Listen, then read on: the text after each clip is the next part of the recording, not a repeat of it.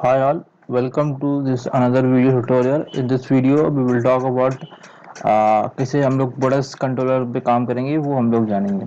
ठीक है, तो हम लोगों ने ऑलरेडी कैटेगरीज कंट्रोलर पे काम कर लिया है। जितने भी एक्शंस मेथड्स हो हमारे, जितने भी व्यूज हो गया और जितने भी कंट्रोलर का पार्ट हो गया वो हम लोगों ने ऑलरेडी डिस्कस। कुछ डाटा एनोटेशन की बात कर रहे थे हम लोग पिछले वीडियोस में, तो उसका मैंने थोड़ा बहुत डाटा एनोटेशन यहाँ पे यूज़ किया है। जैसे आप देख सकते हैं फॉरेन की यहाँ पे यूज़ किया है कैटेगरी। ये थोड़ा वैलिडेशन काइंड ऑफ स्टेप्स होते हैं। आप और भी चीज़ें होती हैं वो भी आप इस्तेमाल कर सकते हैं। क्वांटिटी के बाद मैं एक और यहाँ पे प्रॉपर्टी यूज़ करूँगा। ये प्रॉपर्टी हमारी होगी स्ट्रिंग टाइप की और इसको हम लोग यहाँ पे समरी देंगे। हम लोग समरी इसलिए यहाँ पे मेंशन कर रहे हैं क्योंकि जो हमारा डिस्क्रिप्शन होगा वो यहाँ पे मैं प्रोडक्ट क्लास में सीके एडिटर का इस्तेमाल करूँगा ताकि मेरा थोड़ा और अच्छा हो, और जितने भी मैं HTML के कोड भी लिख सकता हूँ मैं वहाँ पे सेव कर सकता हूँ अपने। और जब हम लोगों को यूज़ करना पड़ेगा उसके लिए सिंपली हम लोगों को @HTML.raw इस्तेमाल करेंगे और वो उस तरह से आ जाएगा। आप देखेंगे जितने भी हमारे ई कॉमर्स के साइट होते हैं या फिर कोई भी साइट होता है उसमें हमारे टेबलेट फॉर्म में कुछ डिस्क्रिप्शन आता है या फिर कुछ और भी इंफॉर्मेशन अच्छे फॉर्म में आते हैं। वो लोग सीक्रेटर का ही इस्तेमाल करते हैं हमारे डिस्प्ले इंसर्ट करने के डेटा डाटाबेस में और डिस्प्ले करने के लिए हमारे व्यू साइट सॉरी यूज़र को। तो इस साइड पे आप देखेंगे, इस साइड में जितने भी वैलिडेशन काइंड ऑफ स्टफ्स है वो आप यहाँ से देख सकते हैं और चेक कर सकते हैं क्या क्या वैलिडेशन होते हैं फॉर मोर। कुछ यहाँ पे मैं वैलिडेशंस लाल दे रहा हूँ। यहाँ पे server side validations, server side validation भी इम्पोर्टेंट होता है क्योंकि अगर आपका क्लाइंट साइड वैलिडेशन किसी भी कारण से काम ना करे, जैसे कोई आपके ब्राउज़र में, क्लाइंट के ब्राउज़र में जावास्क्रिप्ट इनेबल नहीं है या फिर कुछ भी हो, उस कंडीशन में हमारा सर्वर साइड वैलिडेशन काम करे और वो हमारे कोड को हैंडल कर सके। मतलब जितने भी इम्पोर्टेंट चीज़ें हैं वो रिकॉर्ड फील्ड या फिर कोई भी वैलिडेशन वो डिस्प्ले हो जाए मैसेज वैलिडेशन। अब जब हम लोग स्टार्ट करेंगे तो इसमें दिखाएगा डाटाबेस कंटेंट्स क्लास चेंज हो गया है। तो जब भी आप कोई सर्वर साइड वैलिडेशन डालेंगे तो उस कंडीशन में आपको एक बार माइग्रेशन करना पड़ेगा। हाँ, जब माइग्रेशन वन टाइम माइग्रेशन करना पड़ेगा ताकि हमारे जितने भी चेंजेस है वो डाटाबेस में रिफ्लेक्ट हो। अगर आप डायरेक्ट एंटिटीज में चेंज कर रहे हैं उस कंडीशन में, अगर आप व्यू मॉडल्स में चेंज कर रहे हैं उस कंडीशन में आपको कोई भी माइग्रेशन करने की ज़रूरत नहीं है। अगर आपका एक भी माइग्रेशन नहीं हुआ है उस कंडीशन में सबसे पहले आपको इनेबल माइग्रेशन करना पड़ेगा। इनेबल माइग्रेशन, फिर आप ऐड माइग्रेशन कर सकते हैं और उसके बाद आपको अपडेट डाटाबेस करना पड़ेगा। ये चीज़ें तीनों ही दोनों जगह पे लागू होता है। अगर आप ASP.NET कोर का इस्तेमाल कर रहे हैं या फिर .NET फ्रेमवर्क कुछ भी इस्तेमाल कर रहे हैं उस दोनों जगह पे ये लागू होगा। इनेबल माइग्रेशन हो गया, अब हम लोग ऐड माइग्रेशन करेंगे और उसके बाद हम लोग अपडेट डाटाबेस करेंगे। ध्यान में रखें कि हमारा data context class class the data layer में है, तो आप उसी लेयर को इस्तेमाल करें डिफॉल्ट प्रोजेक्ट में ऊपर पैकेज मैनेजर कंसोल में। दूसरे प्रोजेक्ट में डालेंगे, दूसरे लेयर में डालेंगे तो वो काम नहीं करेगा। थोड़ी चीज़ें हैं ये आपको ध्यान में रखना होता है जब आप माइग्रेशन करें। हमारा माइग्रेशन सक्सेसफुल हो गया है। अब इसके बाद हम लोग, आप देख सकते हैं हमारा माइग्रेशन सक्सेसफुल हो गया है। ये माइग्रेशन का कुछ कोड आ गया है। इसके बाद हम लोगों को अपडेट डाटाबेस करना पड़ेगा और डाटाबेस को अपडेट करने के लिए आप अगर इस माइग्रेशन से आप कुछ गड़बड़ हो गया है तो आपको रिमूव माइग्रेशन का भी ऑप्शन है, वो आप तुरंत यही माइग्रेशन को रिमूव कर सकते हैं, पुराने वाले को रिमूव नहीं कर सकते।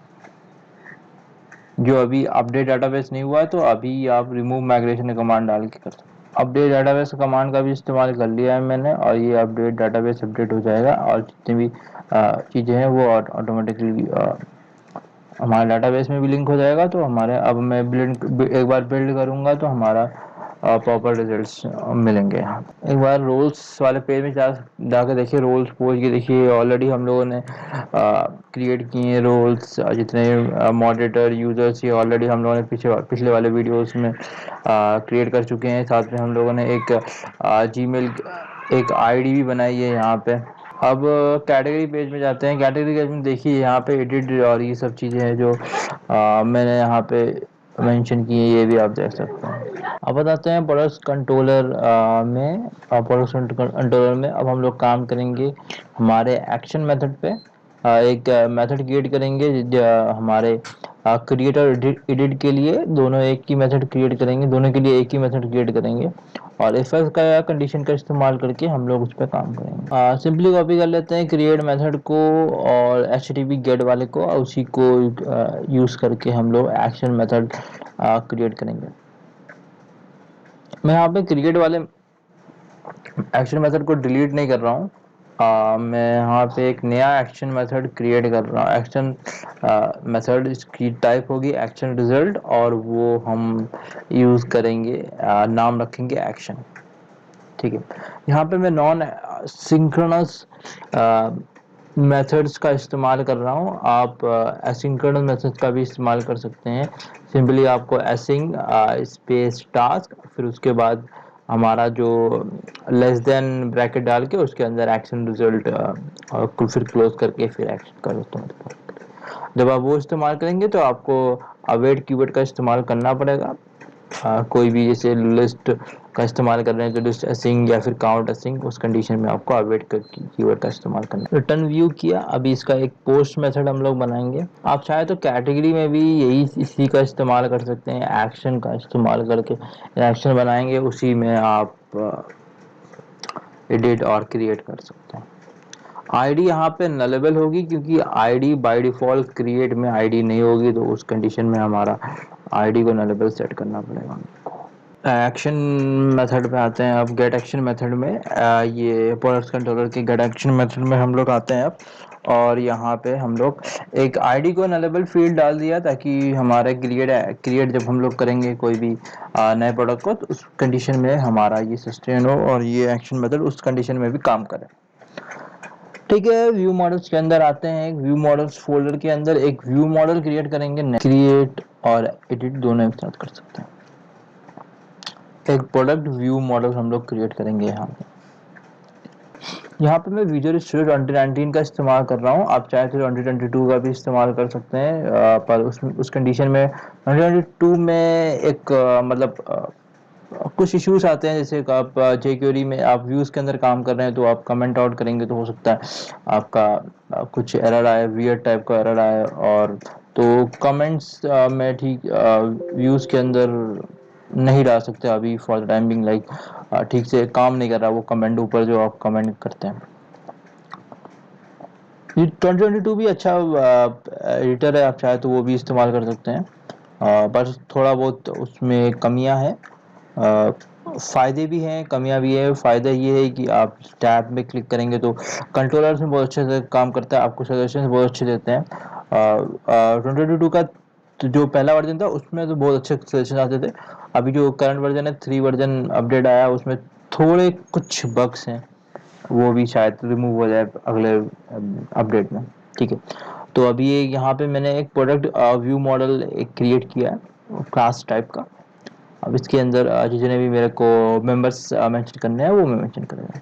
इसका नाम मैं चेंज करके प्रोडक्ट एक्शन मॉडल कर दूंगा और उसके बाद इसके अंदर मैं प्रॉपर्टीज डालूंगा। सिंपली जो जो प्रॉपर्टीज मेरे प्रोडक्ट एंटिटीज के अंदर है वही सिंपली मैं वही कॉपी करके यहाँ पे पेस्ट कर दूंगा। और यहाँ पे फॉरेन की और इन सब चीज़ों की वैलिडेशंस की अभी यहाँ पे मेरे को ज़रूरत नहीं है, क्योंकि बाय डिफ़ॉल्ट मेरा एंटिटीज में वैलिडेशंस लगे हुए हैं, तो मेरे को यहाँ पे कोई ज़रूरत नहीं है इस की और ये फॉरेन की और जितने भी रिक्वायर्ड फील्ड ये सब डालने की ज़रूरत नहीं है। अगर आप डीबी फर्स्ट का अप्रोच कर रहे हैं तो उस कंडीशन में आपको व्यू मॉडल में डालना पड़ेगा। आप डायरेक्ट एंटिटीज में अंदर काम नहीं कर सकते, क्योंकि वो मॉडल का EDMX फाइल होगा, उस पर करेंगे तो आप अगली बार जब आप मॉडल का अपडेट मारेंगे तो आपका जितने भी वैलिडेशन है वो सब ओवरराइड होगा, जितने भी आप चीज़ें। एक और प्रॉपर्टी क्रिएट करेंगे IEnumerable का कैटेगरीज के लिए। कैटेगरीज यहाँ पे डालेंगे। एक और प्रॉपर्टी मैंने डाला है पिक्चर आईडी, ये स्ट्रिंग टाइप का होगा। जितने भी हमारे पिक्चर सेव करने के लिए हम लोग यहाँ पे ये स्ट्रिंग पिक्चर आईडीज लेंगे। अब आते हैं एक्शन मेथड के अंदर, गेट एक्शन के मेथड के अंदर प्रोडक्ट कंट्रोलर में, और इस पे फिर जितने भी कोड लिखना पड़ेगा वो मैं लिखूंगा यहाँ पे प्रोडक्ट एक्शन मेथड, और इसको यहाँ पे मॉडल में यहाँ पे डाल दूंगा, मॉडल या फिर प्रोडक्ट एक्शन मेथड जो भी आप डाल सकते हैं। और इसके अंदर फिर आपको यहाँ पे यूजिंग स्टेटमेंट इस्तेमाल करना पड़ेगा ऊपर। गेट मेथड के अंदर आते हैं और यहाँ पे एक product action model equal to new product action model, और यहाँ पे एक नेम डाल देंगे प्रोडक्ट एक्शन मॉडल। आप कुछ भी नाम डाल सकते हैं, आप चाहे तो मॉडल भी लिख सकते हैं, आपकी मर्जी। इस तरह से हम लोग न्यू कीवर्ड का इस्तेमाल करते हैं यूज करने के लिए। क्या मैं कंस्ट्रक्टर बना के कर सकता हूँ? या कंस्ट्रक्टर बना के आप कर सकते हैं, मतलब आप एसपी कोर में कर सकते हैं। डॉट फ्रेमवर्क में अगर आप ऐसे करेंगे कंस्ट्रक्टर बनाएंगे तो आपको कोई इशू आ सकती है। उस कंडीशन में आपको कुछ कोड में चेंजेस करने पड़ेंगे, और वो स्टार्टअप आई डोंट थिंक मैं वो करूंगा।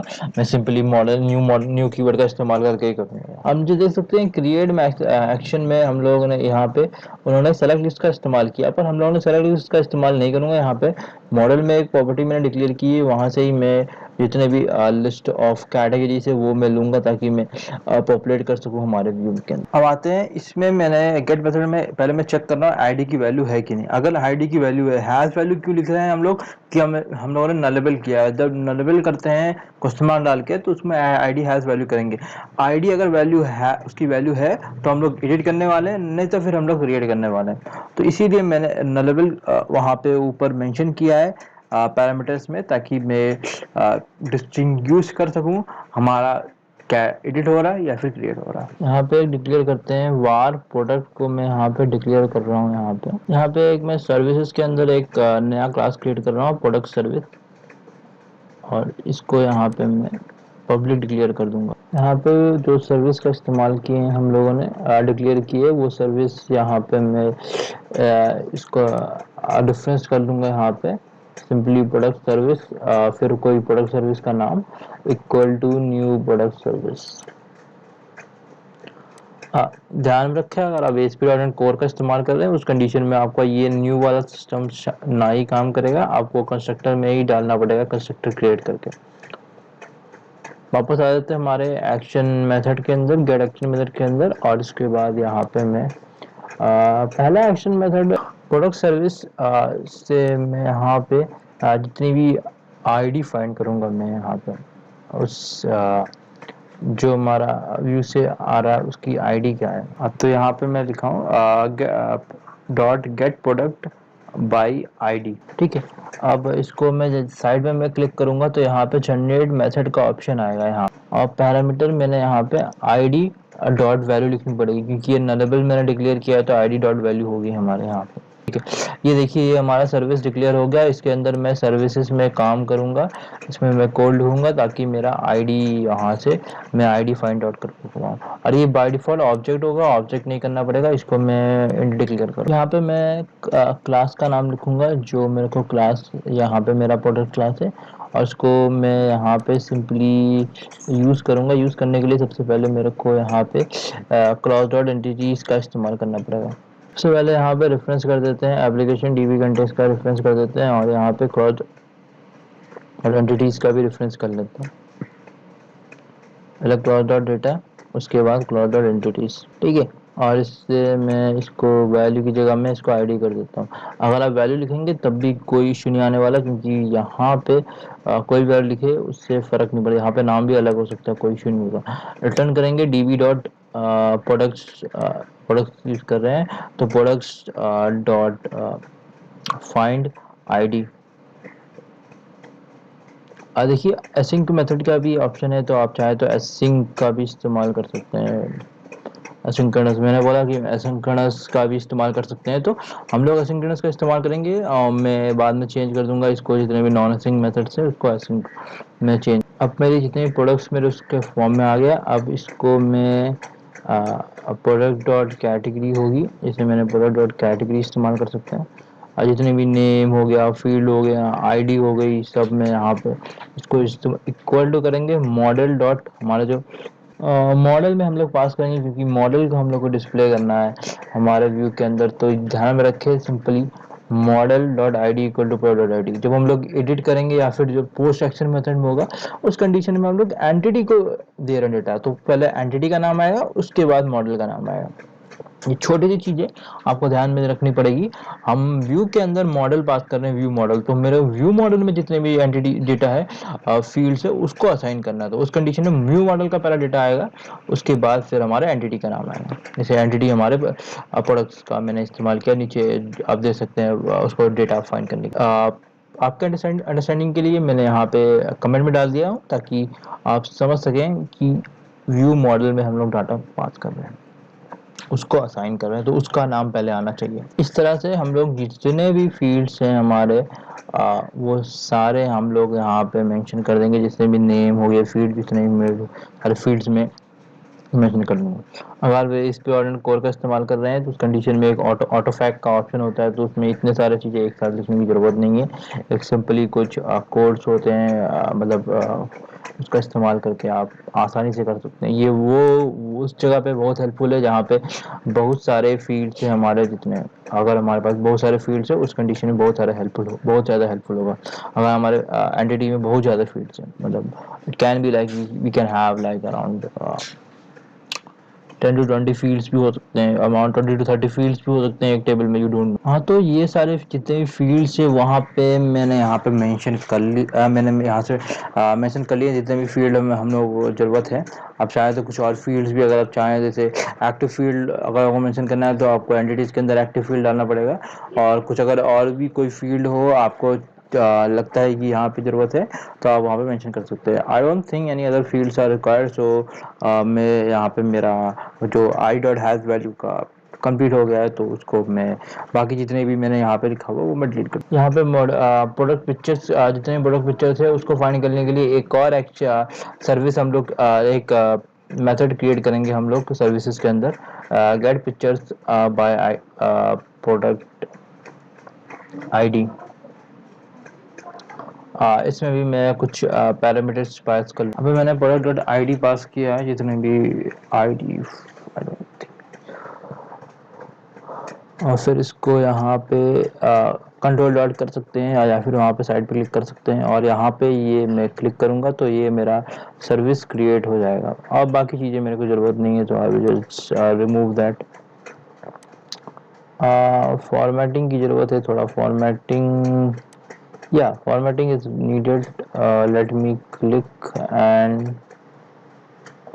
edit में जाए, फॉर्मेट सेक्शन, या यप, हमारे फॉर्मेटिंग भी सही से हो गया है मेरा। अब बारी है यहाँ पे जो मैंने सर्विस क्रिएट की है, यहाँ पर मेथड क्रिएट किया है, product service dot gate pictures by product ID. इसमें मैं कोड लिखूंगा और फिर हम लोग क्रिएट करेंगे एक व्यू, इसका एक व्यू क्रिएट करेंगे। उससे पहले मैं कैटेगरीज ले रहा हूँ, मेरे को कैटेगरीज कैसे मिलेगी, model dot categories equal to, इसको मैं सिंपली जितने भी लिस्ट मेरे को फाइंड करना है उसके लिए मैं क्या करना पड़ सकता हूँ, या तो मैं यहाँ पे कोई एक्शन मेथड क्रिएट करूँ, सॉरी मैं एक math service create, direct method create कर सकता हूँ, get all by categories, get all categories, और सिंपली हम लोग डायरेक्ट भी कर सकते हैं DB dot categories dot to list. आप व्यू बैग से भी कैटेगरी आईडी फाइंड कर सकते हैं, पर उस कंडीशन में मैंने एक चीज़ नोटिस की है, एक्टिव क्लास लगाना थोड़ी सी इशू होती है उसका। आप देख सकते हैं कैसे एक्टिव क्लास डालते हैं सेलेक्ट लिस्ट में, मैंने ट्राई किया था, मेरे केस में मैं नहीं लगा पा रहा था, तो इस कंडीशन में मैं सिंपली मॉडल का इस्तेमाल करता हूँ, मॉडल में प्रॉपर्टी डाल के, और वो ज़्यादा अच्छा अप्रोच है as compared to select list. Select list में हो सकता है डाल सकते हैं हम हमारे active class, but I would prefer going with just select list. आप देखते हैं ये क्रिएट एक्शन में ये सेलेक्ट लिस्ट गलत है, इसमें कुछ गड़बड़ है, क्योंकि आईडी इमेज कैट नहीं होगा यहाँ पे, आईडी की यहाँ पे नेम होगा, नेम डालेंगे हम लोग, इसने इमेज कैट डाला है, इमेज कैट नहीं होगा, ये नेम होगा यहाँ पे। तो आई डोंट रिमेम्बर क्या कोड है, पहले शायद वैल्यू होती है उसके बाद हमारा नेम होता है, आई थिंक सो। ट्राई कर सकते हो, देख सकते हैं आप, ट्राई करके देखिए पहले क्या है। देखिए आप यहाँ पे देखिए, सबसे पहले आइटम्स यहाँ पे क्या मांग रहा है, सबसे पहले मांग रहा है यहाँ पे सेलेक्ट लिस्ट आइटम का नेम, उसके बाद value, I think so items, हाँ, फिर वैल्यू, फिर नेम होगा, इसके बाद देखिए बाद में फिर नेम। तो आई थिंक तो सबसे पहले हमारा वैल्यू होगा, तो आईडी लिखेंगे उसके बाद हम नेम लिखेंगे। तो इमेज कैट है, इमेज कैट की जगह पे हमारा नेम होगा, क्योंकि नेम फील्ड है, नेम फील्ड से हम लोग कैटेगरीज को लेंगे। ये ओवरलोड्स विजुअल स्टूडियो जब आप इस्तेमाल कर रहे हैं तो ओवरलोड दिखाएंगे, अगर आप वीएस कोड इस्तेमाल कर रहे हैं क्या दिखाएगा, आई डोंट नो, बिकॉज मैं जनरली वीएस कोड इस्तेमाल नहीं करता हूँ। सॉरी, यहाँ पे कैटेगरी नहीं होगा, यहाँ पे नेम होगा, मैंने गलत दिखाया। यहाँ टाइपिंग मिस्टेक्स मेरे साथ भी होती है जब हम लोग बनाते हैं वीडियोस। इसीलिए जब हम लोग वॉइस ओवर डालते हैं तब हम फाइंड आउट कर लेते हैं कुछ अगर हम लोगों ने गलती की है, टाइपिंग मिस्टेक्स। ये हमारा इंडेक्स पेज अभी मैंने बिल्ड किया है तो थोड़ा टाइम लगेगा। ये बिल्ड टाइम दोनों जगह पे काम करता है, मतलब ASP.NET कोर में भी थोड़ा टाइम लगेगा, अगर आप इसमें कर रहे हैं तो भी टाइम लगेगा। फ़र्क ये है कि ASP.NET कोर में ऑटोमेटिक बिल्ड होता है, आपको कोई बिल्ड करने की ज़रूरत नहीं है। आप कोई भी कोड लिख रहे हैं, बिल्ड करने की ज़रूरत नहीं है। आप क्रिएट न्यू पे मैं क्लिक करूँगा तो अभी कुछ नहीं, सॉरी ये क्रिएट पेज में जा रहा है, सॉरी ये क्रिएट पेज में जा रहा है। अभी हम लोगों को चेंज करना पड़ेगा, क्रिएट की जगह पे एक्शन मेथड डालेंगे और एक व्यू क्रिएट करेंगे हम लोग सिंपली। हाँ, जितने भी कैटेगरीज फाइंड करने के लिए सिंपली हम लोग लिखेंगे db dot categories dot to list. जितने भी कैटेगरीज हो हमारे वो मेरे यहाँ पे आ जाएगा। आप पिक्चर्स आईडी भी फाइंड आउट करते हैं, picture ID get pictures by db dot products dot find ID dot product pictures dot find dot product pictures dot to list.